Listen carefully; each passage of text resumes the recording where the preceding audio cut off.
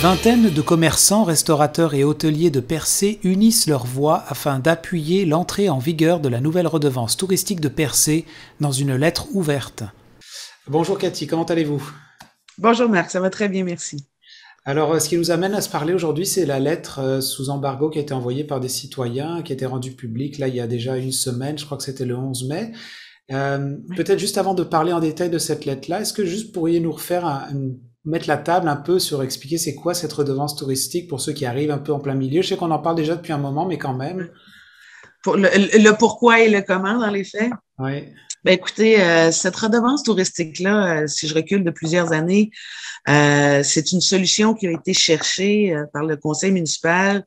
Celui de 2017, celui de 2021, bon, c'était déjà adopté, mais je peux reculer plus loin derrière, je dirais depuis 2005, puis probablement avant aussi, au fait, tous les élus, les conseils qui ont précédé dans le passé, ont tenté de trouver des solutions, à savoir rééquilibrer le fardeau fiscal des citoyens versus l'industrie touristique.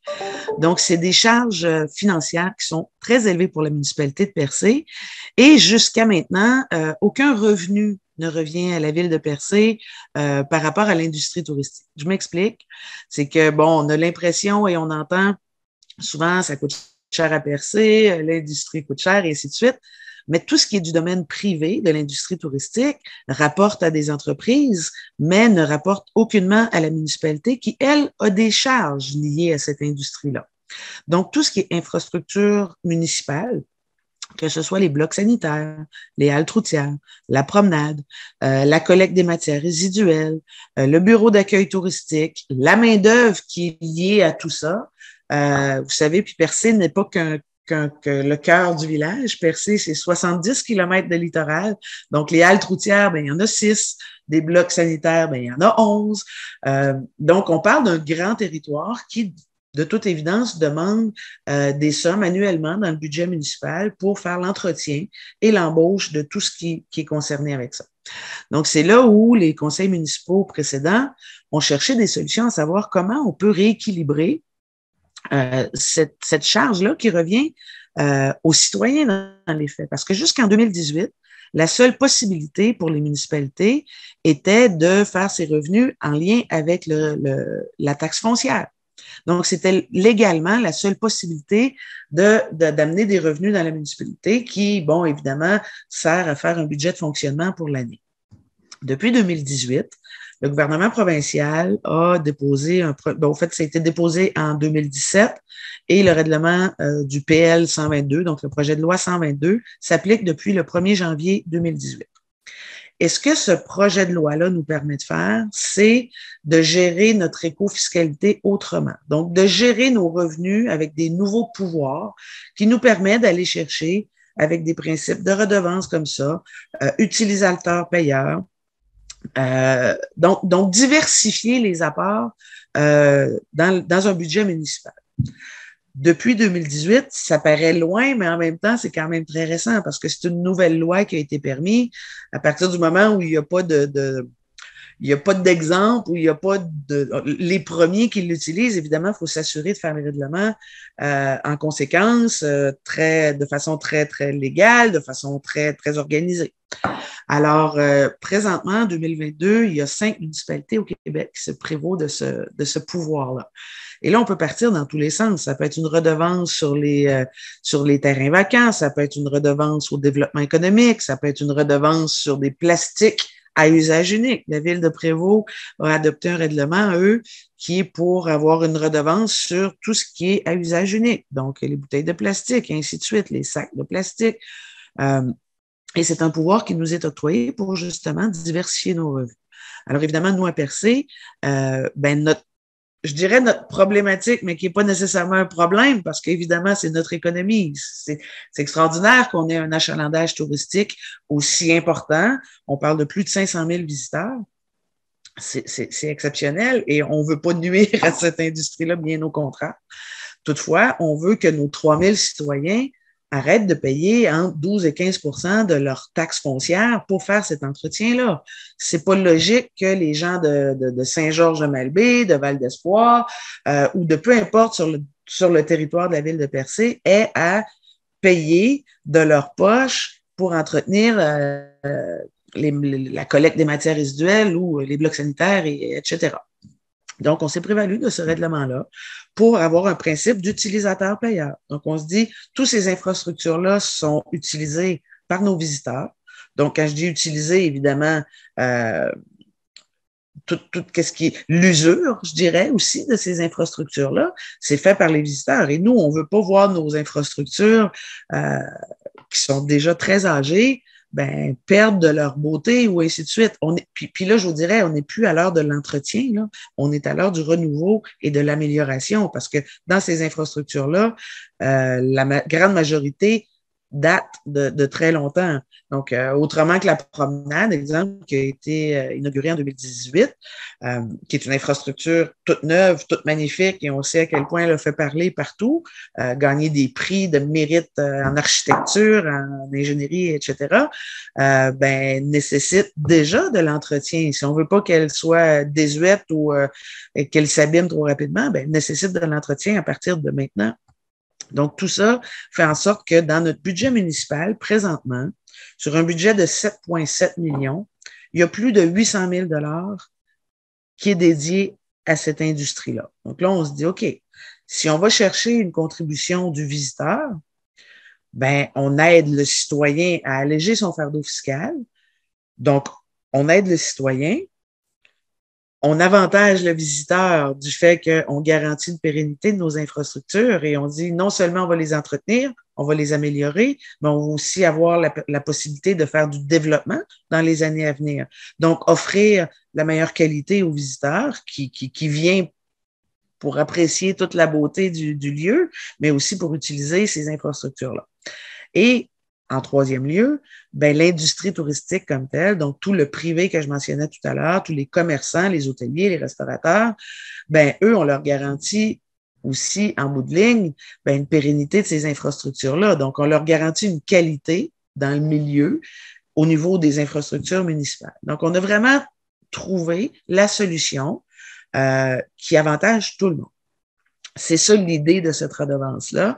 C'est pourquoi on l'a mis en place et qu'on demande évidemment la collaboration parce qu'on est conscient que le commerçant a une charge, a une responsabilité. C'est certain qu'il se doit, lui, quotidiennement, dans les transactions qu'il va opérer dans son commerce, avoir une action supplémentaire. Mais tout ça, on considère que cette action-là, elle n'est pas pour la ville comme telle, elle est pour l'ensemble. La ville n'est rien si elle n'a pas de citoyens résidents, commerçants. La ville est là pour gérer un territoire pour le peuple qui l'habite. Donc, on demande une contribution, une collaboration aux commerçants, mais en échange, on garantit que les infrastructures, l'amélioration et tout ça va rester adéquat et à la hauteur des attentes de tous. Et justement, le fait qu'il y a des citoyens qui ont senti l'élan de se faire cette lettre nommée sous embargo, c'est, j'imagine, parce qu'il y a aussi des gens qui sont pas forcément pour est-ce que c'était quoi Oui, l'idée? clairement, on a vu, il y a eu le conseil municipal, c'est sûr qu'il y a eu une manifestation de gens qui étaient pas, quand je dis manifestation, ils se sont manifestés, pas nécessairement manifestés avec des trucs. Mais oui, il y a des gens qui se sont positionnés contre la mesure, qui sont venus, entre autres, au conseil municipal et qui sont venus dire à quel point cette nouvelle mesure-là ne leur convenait pas.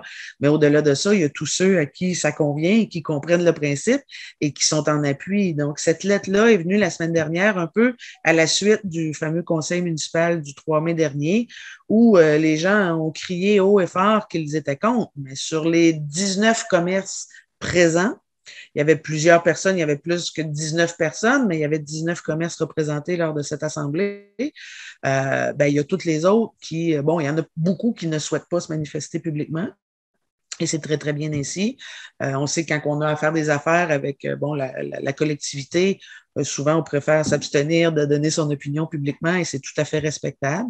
Mais il y en a quelques-uns d'entre eux qui ont senti le besoin de dire, nous, on est là, puis on comprend pourquoi la municipalité fait ça, puis on apprécie ce geste-là parce que cette industrie-là, elle leur appartient au fait, et sont très sensibles au fait que les citoyens ne peuvent pas assumer cette facture-là.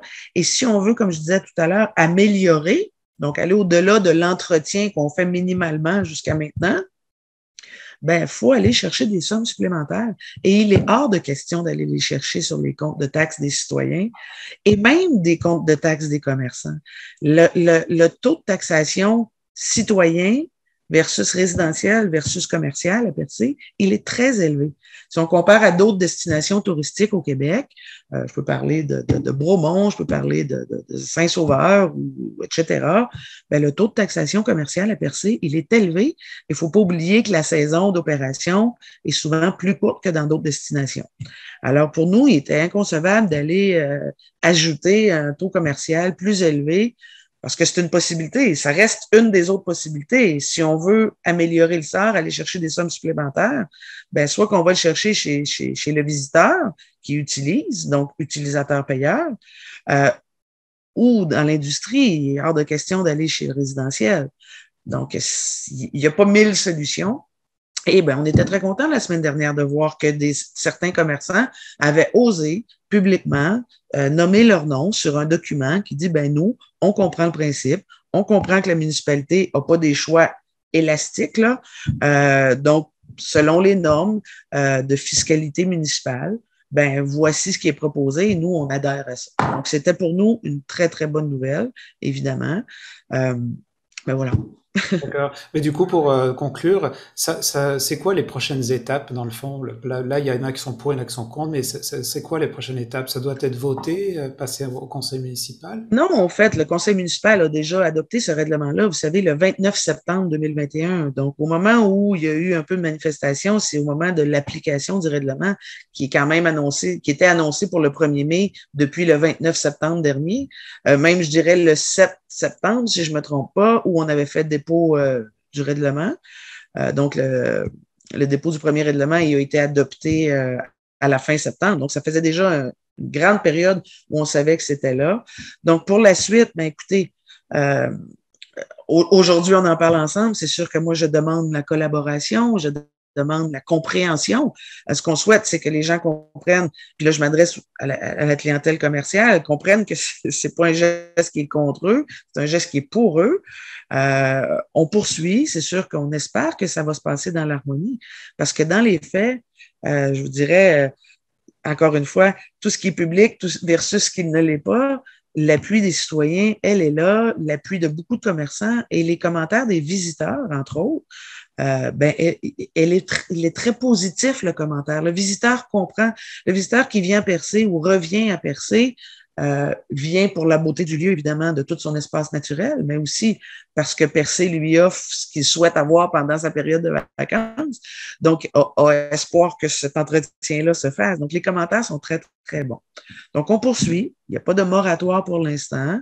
On envisage éventuellement certains assouplissements, donc, qui seront à définir. Possiblement qu'il y aura des assouplissements mineurs dans le règlement. Ça reste à annoncer prochainement ou à définir. Maintenant, on veut que ça poursuive. Puis, écoutez, il y a une vieille phrase au Québec qui disait les sceptiques seront confondus.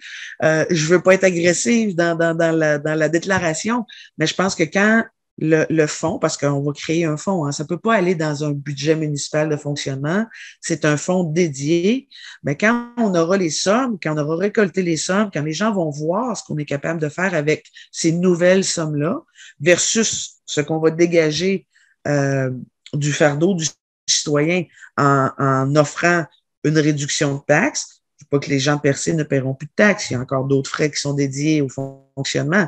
Mais si on est capable de réduire un peu le fardeau fiscal, mais surtout d'offrir davantage aux citoyens avec les sommes qu'on aura transférées dans ce fonds-là, moi, je pense que les gens vont éventuellement comprendre. Vous savez, le changement, il n'est pas, il ne fait pas l'unanimité, le changement dans la vie. La nature humaine fait en sorte que le changement peut faire plus peur à certaines personnes, mais je pense que dans l'application de tout ça, en bout de ligne, ça va être quelque chose d'apprécié. Et je reste très confiante parce que les gens vont pouvoir voir de leurs yeux qu'est-ce que ça a fait.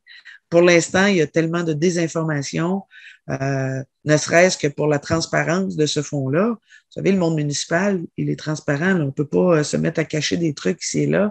Et par loi, par règlement, le fonds dédié va ne servir qu'aux infrastructures touristiques et sa main-d'œuvre. Donc, on ne pourra pas se mettre à faire n'importe quoi avec ça. Là. C'est pas possible de le faire et ça va être annoncé aussi. Donc, éventuellement, à l'automne, on aura des sommes à annoncer. Puis, je pense que les gens vont comprendre que c'est un bon geste qui a été fait par l'ensemble du conseil. Merci en tout cas beaucoup pour votre temps. Puis là, c'est sûr que la saison touristique va démarrer bientôt aussi, donc ça va être vraiment toute une phase. Ça commence à bouger, là. Oui, hein. Donc, Ah en tout cas, je oui, vous ça souhaite bouge. une bonne saison. Puis j'espère qu'on aura l'occasion de se reparler pour parler de divers dossiers de la ville pour la télévision communautaire. Merci beaucoup pour votre temps, Cathy. Avec plaisir, Marc.